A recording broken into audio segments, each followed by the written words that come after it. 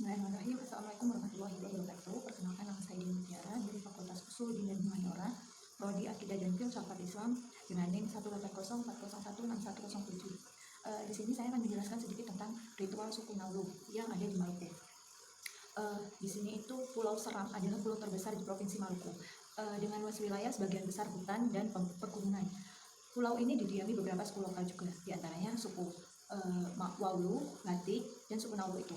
Masyarakat Nauru merupakan salah satu suku tertua yang berada di pedalaman pesisir Maluku. Masyarakat Nauru ini adalah salah satu suku tertua di pesisir selatan Pulau Seram, Kabupaten Maluku Tengah, Provinsi Maluku, yang memiliki relasi dengan suku Alifuru. Beberapa informasi menjelaskan bahwa suku Nauru ini dan Alifuru sebenarnya satu kesatuan yang tidak terpisahkan. Pertama, suku Nauru ini dikategorikan masyarakat Nusa Ina di pedalaman Pulau Seram itu, yang berada di Kabupaten Maluku Tengah. Nah, yang kedua, suku Alifuru termasuk masyarakat Pulau Seram sebagai percampuran dari suku Alun dan suku Wamale. Suku ini yaitu manusia pertama yang percampuran dari Kaukasus, Mongol, dan etnis Papua. Asal-usul kedatangan suku Nauru ini memiliki keberagaman pendapat dari beberapa keterangan masyarakat, terutama itu dari kepala marga, kepala kampung, dan kepala pemerintahan negeri Nuanea. Kesemuanya itu tidak ada yang bisa memastikan kapan pemulaan dibukanya suku Nauru ini oleh para nenek moyangnya. Mereka hanya bisa mengkomunikasikan bahwa suku Nauru ini adalah percampuran suku Alun dan Wamale yang mendiami wilayah pedalaman pesisir barat Pulau Seram. Penamaan suku Nauru itu dari kata Nua, yaitu sebuah cabang sungai Ruata yang mengalir di pedalaman pesisir selatan Pulau Seram itu. Dan kata Ulu yang dimaknai hulu. Jadi Nauru itu mengandung makna orang-orang yang berdomisili di hulu Sungai Nua. Nah, suku Nauru dari keturunan kerajaan Nunu Saku atau Upu Aman Latu Nunu Saku yang memiliki putra bernama Natu Manwe, yang mana ia meninggal di wilayah kampung kerajaan Nunu Saku menuju arah utara Pulau Seram tersebut dengan istilah Patalima. Di Kabupaten Maluku Tengah, ternyata dengan ibu kotanya Masohi ternyata itu memiliki kekayaan lain selain alam, yaitu berupa Taman Nasional Manu Selanya. Nah, satu kekayaan tersebut adalah kebudayaan unik dari suku-suku terasing di wilayah Maluku Tengah.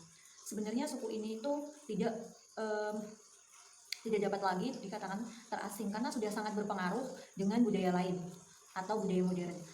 Mereka umumnya sudah mengenal uang, listrik, sudah masuk desa, bahkan banyak lagi dari mereka yang sudah sekolah hingga kuliah. Namun demikian, kata terasing masih melekat di kehidupan mereka karena adanya beberapa tradisi kuno yang mereka pertahankan sampai mereka meninggal. Nah, beberapa dari suku-suku ini diantaranya adalah suku Haulau yang tertinggal di wilayah utara Pulau Seram dan suku Nauru yang menempati wilayah pesisir selatan Pulau Seram. Suku Nauru dan suku Huaulu itu sebenarnya masih berada dalam satu nenek moyang. Konon pada zaman dahulu itu mereka berasal dari satu ayah dan satu ibu yang berbeda. Karena permasalahan adat, maka keduanya harus dipisahkan dengan tujuan satu ke arah utara dan satu ke arah selatan. Sejak itu, kedua suku ini berkembang pesat menjadi Nauru dan Huaulu. Kekerabatan mereka tidak hanya ada di cerita, namun juga nampak dari beberapa tradisi mereka yang memiliki kesamaan, termasuk kain merah yang disebut kain barang yang wajib dipakai oleh setiap laki-laki yang sudah dewasa dalam suku tersebut. Nah, salah satu yang paling menonjol dalam antara kedua suku ini adalah yang mana suku Nauru ini hidup di selatan Pulau Seram yang tepatnya berada di dua negeri atau dusun Sepa dan Nuanea. Nah, dusun Sepa ini memiliki lokasi yang lebih dekat dengan kehidupan modern, sehingga suku Nauru yang hidup di dusun ini lebih cenderung modern dan lebih maju dalam pembangunan dusunnya. Untuk diketahui, dusun Sepa memiliki 5 pemukiman, yaitu Bonara, Naulu Lama, Hawalan, Yarahatan, dan Rohua. Suku Nauru memiliki beberapa tradisi yang unik dan cukup menyeramkan untuk diterapkan dalam kehidupan modern ini. Salah satunya yang paling terkenal adalah memenggal kepala sebagai ritual dalam beberapa upacara adat yang mereka miliki. Salah satunya adalah upacara mendirikan rumah adat baru, di mana mereka membutuhkan tengkorak kepala manusia sebagai ritual persembahan kepada dewa. Persembahan kepala ini wajib manusia.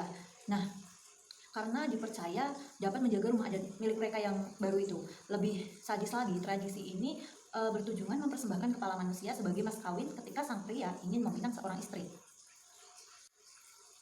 Selain itu, Pemenggalan kepala ini merupakan ritual penandaan sebuah kedewasaan seorang laki-laki tersebut. Dari para kaum pria Naut sendiri ya, seorang anak laki-laki harus menyerahkan sebuah kepala terpenggal kepada warga desa sebagai bukti bahwa laki-laki tersebut sudah dewasa. Saat pria sudah dewasa, dia diharuskan untuk memakai ikat kepala warna merah. Namun, ikat kepala warna merah itu tidak mudah didapatkan atau dibeli di toko. Nah, mereka harus terlebih dahulu memenggal kepala seseorang karena bertentangan dengan hukum Indonesia. Ritual ini akhirnya dihentikan dan terakhir itu dilakukan pada tahun 2005. Mungkin cukup sekian dari saya, kurang lebihnya mohon maaf. Wabillahi taufiq wal hidayah. Wassalamualaikum warahmatullahi wabarakatuh.